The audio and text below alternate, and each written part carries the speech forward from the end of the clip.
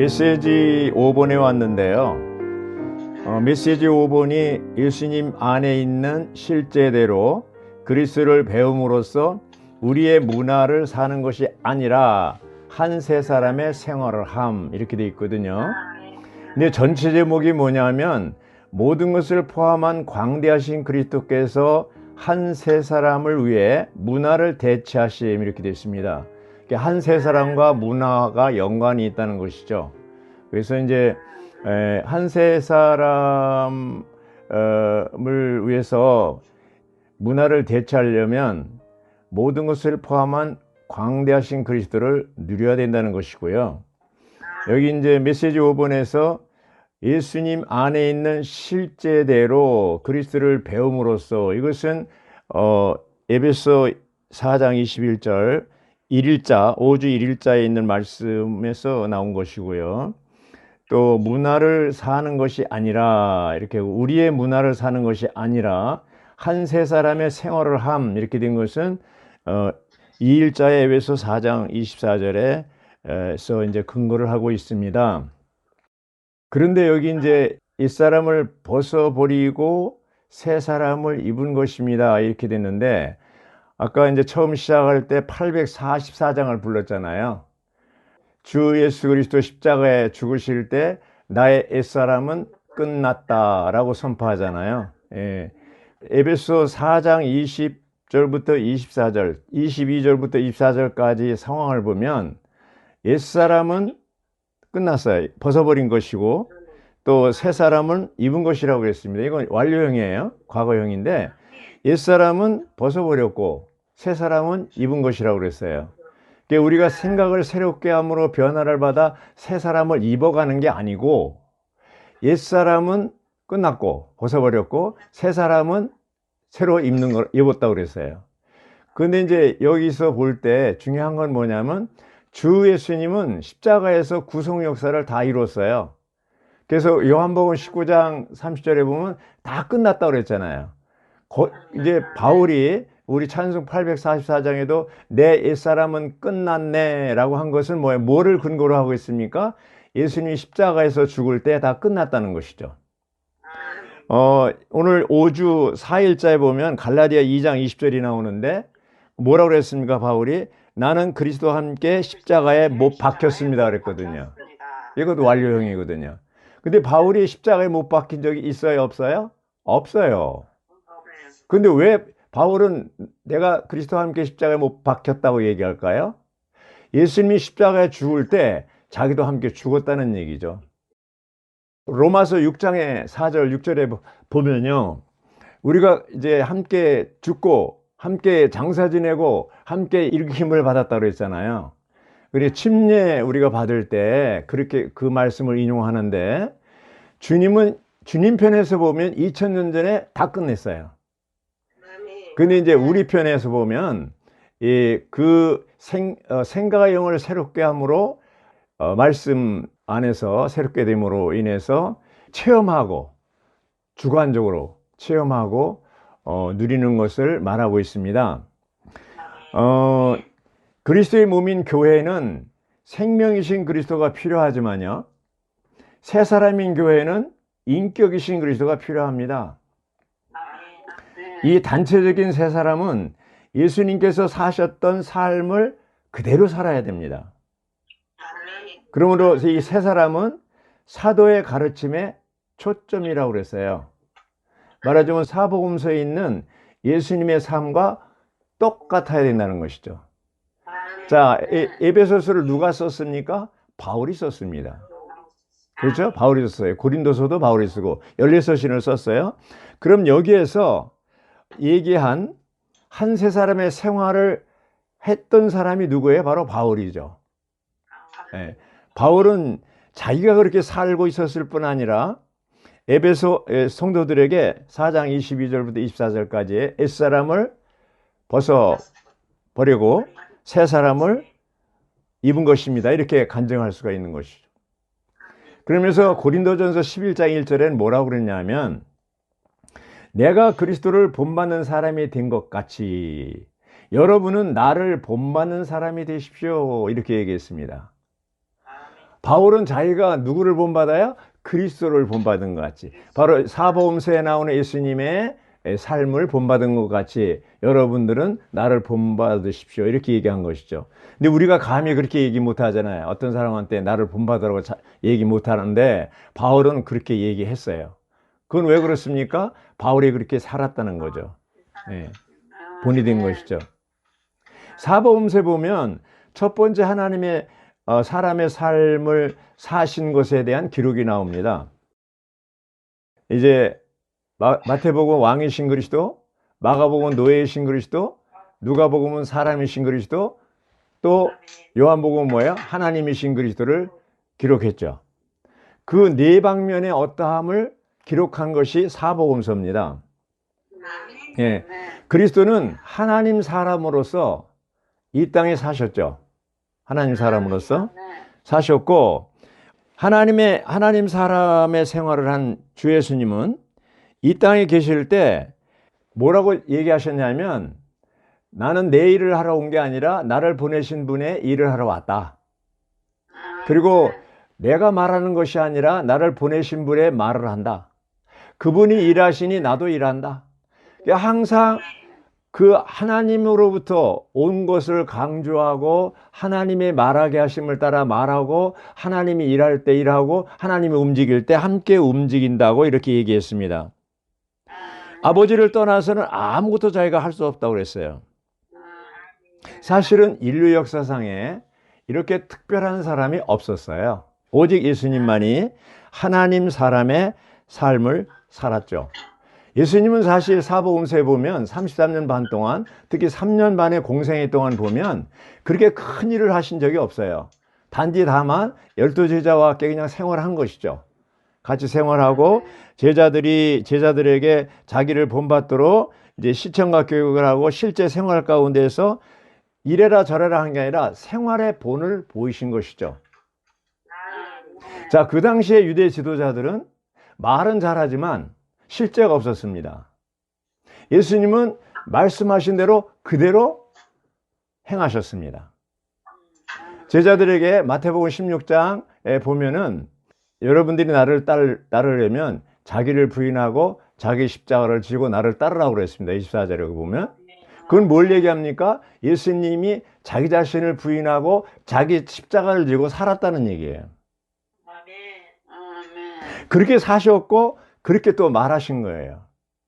3년 반 동안 제자들은 예수님이 일한 모든 모습을, 실제로 나타나는 그 놀라운 하나님 사람의 삶을 보고 자연적으로 배우게 된 것이죠. 마태복음 5장, 6장, 7장의 끝에 가서 마지막 절에, 7장의 마지막 절에 뭐라고 그랬어요? 예수님의 말씀은 그 당시에 지도자들인 바리새인들이나 율법사들과 다르게 뭐예요? 그 말씀에 권세가 있다고 그랬어요. 왜 그렇습니까? 빈말하지 않고 자기가 실제로 살고 있는 그 말씀을 그대로 해낸 거예요. 자, 실제라고 번역된 것이 본래 헬라어에는 알레세이아예요. 알레세이아.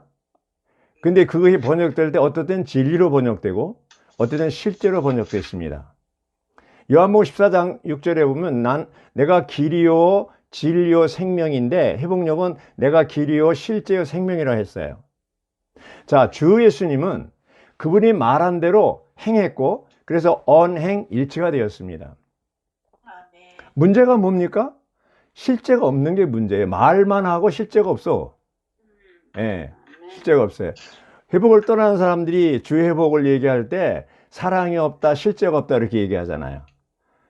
그건 물론 본인도 문제가 있지만 우리 가운데 실제가 있어야 돼요, 없어야 돼요? 실제가 있어야 돼요. 예, 실제가 있어야 돼요. 자, 보세요. 그 사탄이 창세기에 보면 사탄이 아담에게 뭐라고 그랬냐면, 하와 꼬셨죠. 뭐라고 그러냐면 3장 4절에 이거 먹어도 안 죽는다. 예, 이렇게 얘기했잖아요. 네보다 죽지 않는다고 그랬는데, 사실은 하나님은 뭐예요? 2장 17절에 이거 먹지 마라. 이거 먹으면 너 반드시 죽는다. 슈어리다 이라고 그랬거든요. 그러니까 하나님의 말씀은 실제로 그대로 이루어졌고, 사탄의 말은 뭐예요? 안 이루어졌잖아요. 그럼 뭐예요? 거짓말이라는 거짓말. 그게 본질적으로 사탄은 거짓말쟁이고 거짓의 압이라고 그랬어요. 구약에 예레미야서 28장에 보면 예레미야가 하나님의 말씀을 따라서 70년 동안 바벨론 포로된다 이렇게 얘기했거든요. 근데 하나냐라는 사람이 거짓 신원자가 나타나서 아니라 2년 만에 돌아온다 이렇게 얘기했어요. 그러니까 이제 예레미야는 공개적으로 이렇게 얘기했기 때문에 아무 소리 않고 가는데 하나님이 너 다시 돌아가서 하나님한테 얘기하고 와라. 그래서 하나님한테 가서 너 누가 2년 후에 돌아온다고 누가 얘기했냐? 너 금년 안에 죽는다. 그래서 결국 그 해 7월 달에 죽었다고 그랬어요. 예레미야 28장에 보면 거짓 선지자예요. 거짓 선지자. 거짓 신원자는 하나님이 싫어하는 거예요. 그러나 우리 예수님은 아버지 하나님이 말하게 하심을 따라 말하고 아버지 하나님이 따라 함께 일했기 때문에 철저하게 그분은 진리에 따라서 실제가 있었던 거예요. 실제가 있었습니다. 거짓말하면 안 되죠. 이 거짓말이라는 게 이제 사전에 보니까 뭐냐면 사실이 아닌 것을 사실처럼 꾸며서 말하는 거라고 그랬어요. 실제가 없는데 실제가 있는 것처럼 꾸며서 말하는 게 거짓말이라고 그랬어요. 주 예수님, 이제 주 예수님은 하시는 말씀마다 그대로 다 이루어집니다. 돌 하나도 돌 위에 남지 않고 다 무너진다 이렇게 얘기하면 어떻게 해요? 그대로 다 이루어지는 거예요. AD 70년에 예루살렘 성전이 파괴됐잖아요. 돌 하나도 돌 위에 남지 않고. 70년 동안 바벨론 포로된다. 그럼 70년 동안 포로가 돼야 돼요. 하나님의 말씀은 1.1핵이라도 그대로 다 이루어지는 거예요. 그게 진리예요. 그 실제가 있는 거예요. 하나님 말씀은 실제가 있는 거예요. 빛이 있으라. 그럼 빛이 있어야 돼요. 자, 오늘 말씀에 마태복음 14장에 오병이어 사건이 있잖아요. 네. 자, 예수님이 하늘을 우러러서 이제 기도를 했잖아요. 그렇죠? 하늘을 우러러서 기도했는데 오병이어 5,000명이 먹고도 12강전에 남을 정도로 이제 기적이 일어났잖아요. 근데 기도를 했는데 실제가 없다면 얼마나 그게 허무한 거겠어요. 그러나 주 예수님은 아버지 하나님과 하나 되어 있기 때문에 그분은 기도할 때마다 그대로 다 이루어지는 거예요. 제자들이 그걸 봤어요. 그리고 이제 오병이어를 갖고 왔는데 어떤 아이가 한 것을 예수님께 드렸는데 요한복음에 보면 근데 그거를 다시 축복하시고 제자들을 통해서 나눠줬다고 그랬어요. 네. 그럼 제자들이 볼 때 거기서 뭘 느꼈어요? 야, 이분은 보통 분이 아니네. 놀랐을 거 아닙니까? 그걸 거기서 배우는 거예요. 예수님이 어떤 분인 거를 자연적으로 알게 되는 거예요. 자, 예수님 뭐예요? 하늘에 우러러서 기도했다는 것은 모든 축복의 근원이 하늘로 아버지로부터 온다는 거예요. 이 장면은 출애굽기도 나오잖아요. 40년 동안 이스라엘 백성들이 출애굽했을 때 광야에서 뭐예요? 만나를 주셨죠. 만나가 어디서 내려왔어요? 하늘에서 내려왔죠. 그것도 하루 이틀도 아니고 40년 동안. 사실 마태복음 14장의 오병이어 사건은 광야 40년 동안 먹여 살린 거에 비하면 아무것도 아니죠. 근데 어쨌든 모든 근원이 축복이 아버지 하나님으로부터 온다는 것을 제자들은 본 거죠. 그리고 나와 아버지는 하나라고 얘기한 그 하나를 본 거죠. 주님의 기도는 그대로 하나님이 이루어 주신다는 것을 체험한 거죠. 자, 여기 이제 축복의 근원이 하나님이라는 것을 한번 생각해 봅시다. 이스라엘 백성이 애굽에 있을 때 바로를 섬겼죠. 바로한테 잘 보이면 먹을 걸 주는 거예요. 그러니까 그들이 생각할 때 먹는 것이 다 바로로부터 주어지는 거라, 바로가 자기 생활의 근원이라고 생각했어요. 근데 광야에 와보니까 아무것도 없어요. 농사도 못 져요. 일할 것도 없어요. 그런데 어떻게 해요? 하늘로부터 만나를 주셨어요. 그럼 이스라엘 백성이 뭘 배웁니까? 아, 모든 축복의 근원이 아버지 하나님에게 있구나. 이걸 깨달은 거예요. 제자들도 그걸 본 거예요. 오병이어를 통해서 이게 예수님이 기도하니까 그대로다 이렇게 5천 명을 먹이고 장정만 5천 명 먹이고 12강지를 남겼구나. 이걸 다 봤을 거 아닙니까? 자, 그럼 뭐예요? 축복의 근원이 누구에 있어요? 바로도 아니고 하나님에게 있는 거예요. 우리가 직장 생활합니다. 직장 생활하는데 우리는 생각할 때 사장님이 이게 이제 봉급을 주니까 사장님에게 잘 보이려고 해요. 나쁜 건 아니죠. 근데 사실은 하나님께서 그 사장을 통해서 나에게 공급하는 거예요. 이스라엘 백성이 나올 때 음식을 한 달치를 가지고 나왔어요. 그들은 한 달 동안이면 가나안 땅에 도착할 거라고 생각했습니다. 그런데 어떻게 해요? 이제 다 떨어지게 생겼어요. 한 달이 다 끝날 무렵에 원망했어요. 근데 하나님 편에서 보면 그 음식이 떨어질 때를 기다리는 거예요. 이스라엘 백성 편에서 보면 음식 떨어지는 날이 굶어 죽는 날이에요. 맞죠? 그래서 하나님, 그 이스라엘 백성들이 깨달아야 될 것은 뭐냐 하면 바로가 근원이 아니고 하나님이 근원인가를 알았다면 먹는 문제 가지고 그들이 모세를 원망하지 않았을 거예요. 자, 형제 자매님들, 지금까지 살아오셨잖아요. 굶었어요? 안 굶었어요? 누가 먹여 살렸어요? 회사 사장님이 아니고? 네. 우리는 축복의 근원이 하나님에게 있다는 것을 알아야 됩니다. 여기 이제 에베소 4장 22절 24절에 보면 뭐라고 그랬어요?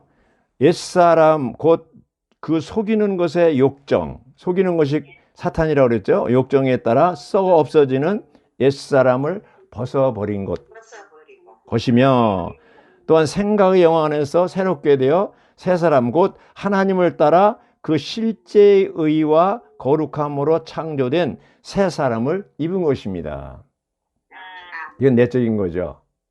자, 장갑과 손을 볼 때 장갑은 뭐예요? 손의 모양대로 만들어졌잖아요.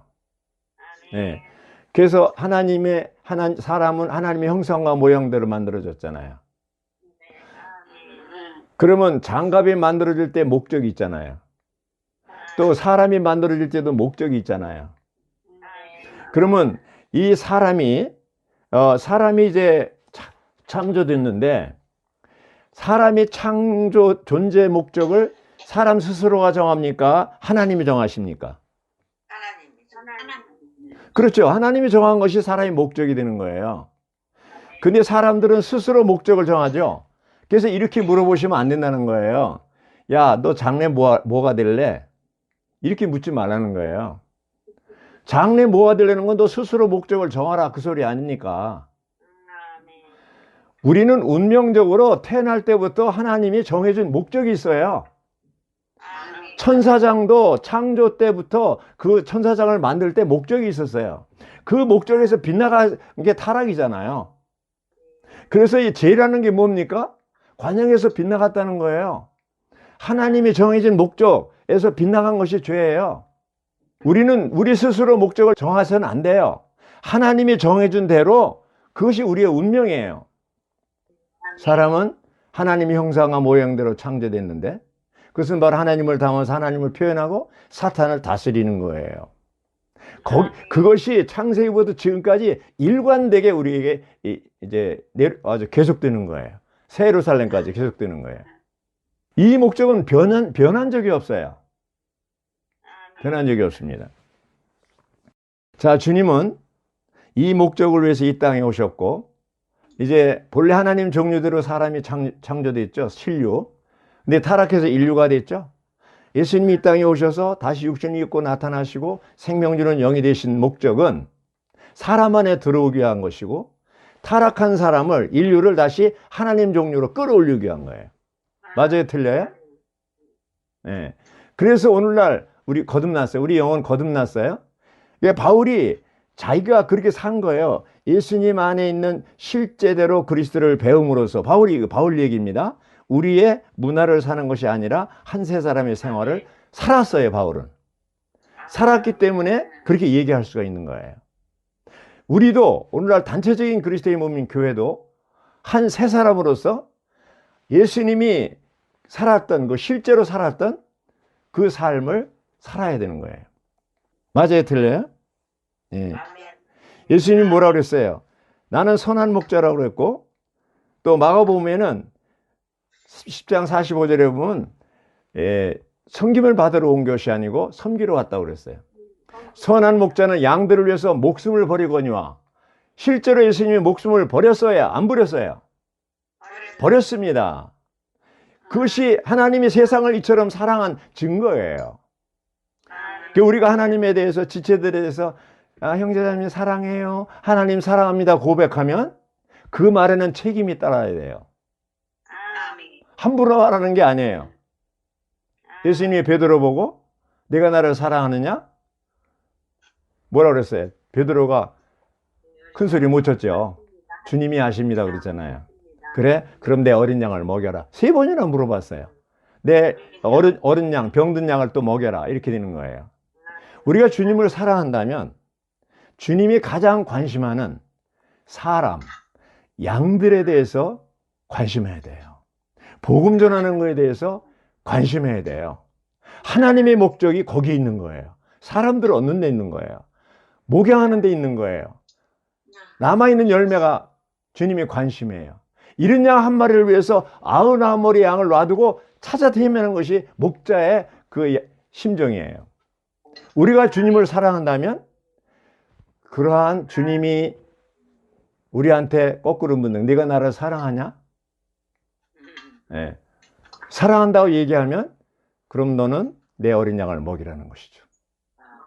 이것이 우리에게 주어진 우임이 아닙니까? 우리가 어떤 지체들, 아이고 자매님 사랑해요 100마디 해도 소용없어요. 차라리 볼펜 하나 사주는 게 나아요.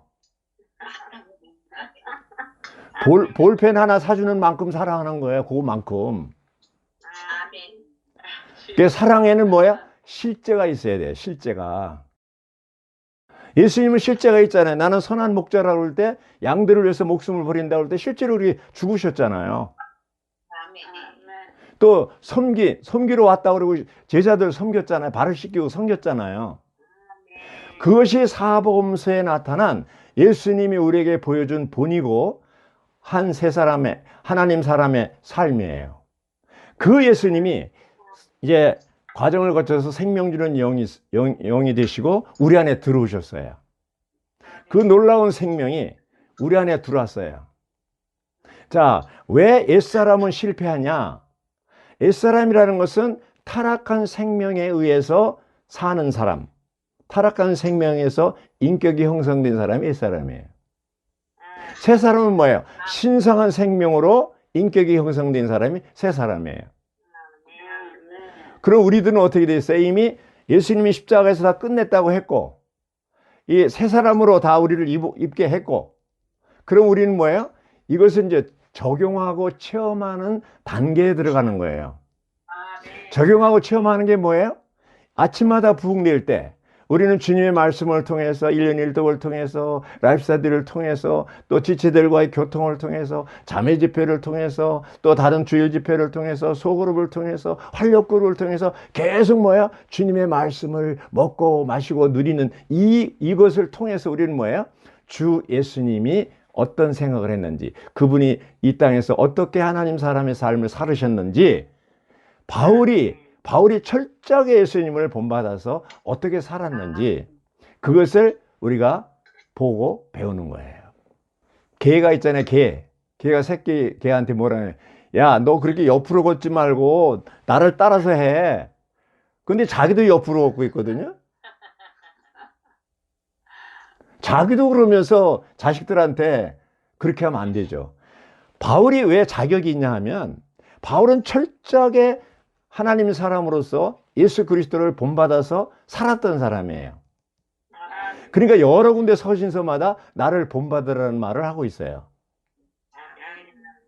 고린도전서 11장 1절에서는 내가 예수님을 본받는 사람이 된 것처럼 여러분도 나를 본받는 사람이 되십시오. 교회 안에 이런 본이 있어야 돼요. 교회 안에. 제가 이제 이 회복 안에 들어올 때 젊었을 때 참 실망한 게 뭐냐 하면 사람들이 설교는 잘해요. 그렇다게 감동적이에요. 근데 실제 생활은 안 그렇습니다. 성질내고 막 그래요. 네. 이건 누굴 비난하려고 그런 게 아니고 그런 걸 보고 실망했어요. 아, 그래서 제가 젊었을 때 어떻게 생각하냐면 이 땅 위에는 그리스도의 인격으로 사는 사람이 없나 보다. 참된 교회가 없나 보다. 이렇게 생각했어요. 근데 어느 날 이제 그 워치만이 책을 봤어요. 저 생명의 말씀사에 나온 것을. 그 책을 보니까 야, 이분은 실제가 있는 것 같다. 그래서 이제 그분을 이제 알아가지고 회복안에 76년도에 들어왔는데 보니까 4년 전에 돌아가셨다는 거예요. 워치만이는 감옥에서. 그래서 2년 후에 78년도에 미국을 쫓아갔어요. 누구 만나러? 워치만이의 제자가 미국 아나임에서 한다고 쫓아간 거예요. 직장 생활할 때예요. 그래서 위트니 시리 형제님을 만나고 이렇게 하면서 제가 이제 쭉 볼 때 76년도에 했으면 지금 45년째잖아요. 이게 지금도 전혀 후회하지 않는 게 뭐냐 하면 적어도 회복 안에 워치만이나 위트니 시리 형제님이 우리 본이 있다는 거예요. 바울은 2000년 전 사람이니까 너무 오래전 사람이고 이 시대에 같이 살고 있는 사람들이 뭐예요? 있어요. 본이 있어요. 회복 안에 본이 있어요. 자매님들 정말 감사해야 됩니다. 회복 안에 생활한다는 걸 감사해야 됩니다. 요즘에 저는 이렇게 내 자신을 보고 깜짝깜짝 놀래요. 내가 이런 사람이 아니었는데 어떻게 이렇게 내가 변화가 됐는가 깜짝 놀래버려요.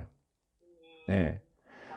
한 번은 자동차를 타고 가는데 제가 운전하고 이제 뒤에 자매들 셋하고 옆에 우리 자매가 타고 갔는데 어떤 사람이 그냥 그 새치기 하는 차 있잖아요. 새치기 하는 차가 그냥 갑자기 깜빡이도 안 켜고 그냥 들어와 버렸어요. 그러면 그때는 이제 무슨 반응이 일어나요? 쌍시옷이 나와야 되잖아요. 근데 참 이상한 게 아무 느낌이 없는 거예요. 아무 느낌이 없는 거예요. 그래서 내가 바보가 다 됐구나. 네. 자, 우리는 성질 하나를 다스리지 못하잖아요. 근데 옛사람 안에서는 타락한 생명은 거짓말시키고 성질내고 사기치고 살인하고 그러는 것이 타락한 생명의 속성이에요. 근데 신성한 생명, 하나님의 생명은 뭐예요? 거룩하고 의롭고, 그렇죠? 여기 있는 것처럼. 또 빛, 사랑, 이런 것이 하나의 속성이고 본성이잖아요. 우리 안에 신성한 생명이 들어왔다는 것은 그 속성, 본성도 같이 들은 거예요.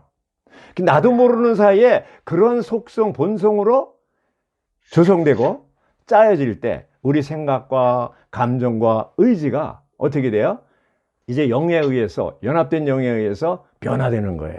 그 변화되는 가장 높은 단계가 그리스도의 형상과 같이 이루어지는 거예요.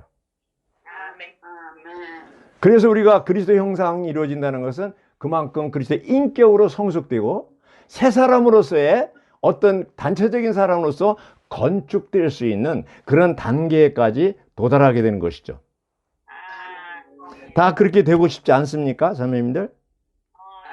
우리가 이제 매일 영적 싸움을 싸우는데 우리는 승리하려고 싸우는 게 아니라 이기려고 싸우는 게 아니고 이미 십자가에서 이미 승리하셨어요.